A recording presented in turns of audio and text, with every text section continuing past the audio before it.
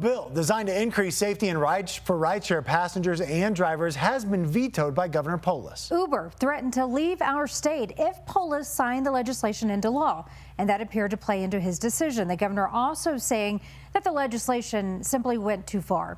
Survivors of sex assault and rideshares, though, disagree. Your reporter Alan Janae joining us live tonight after speaking with one woman who survived an attack from her Lyft driver. Well, this is a woman who was one of 12 women who were assaulted by a driver named John Pastor Mendoza. Earlier this year, he was sentenced to 290 years in prison in a kidnapping and sexual assault case. Now, this bill got very big bipartisan support in the legislature, winning by a victory of 59-6. But the bill is now dead for this legislative session, with its supporters stinging and Governor Polis explaining. Disappointment doesn't totally cover it.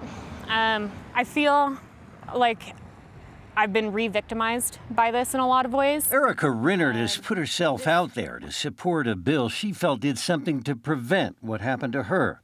Now she's frustrated. If you can stop a few of them, why should you not? Governor Jared Polis vetoed the idea of a new law to add strong new regulations for transportation network companies. In a letter, he said it would impose unworkable regulations and potentially jeopardize their continued operation in Colorado. The governor's office declined our interview request, but in the letter, Polis cited concerns including privacy and audiovisual recording guidelines, inoperable timelines for new rules, and reductions in higher prices that might put more drunks back on the roads. Does he have any legitimate gripes with it? I don't believe so. Drivers and passengers would have had to agree on recording video. If you go into a grocery store, you're being recorded. Why would you not want to be recorded when you're in a vulnerable position like the back of somebody's car? Bill's sponsor, Representative Meg Froelich, accused Polis of handing the veto pen to tech companies. How far off base is the governor here?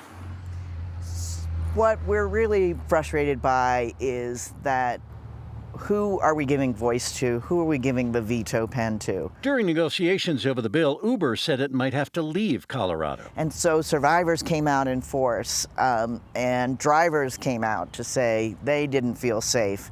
And big tech came out with money and lobbyists, and it's discouraging that they won the day.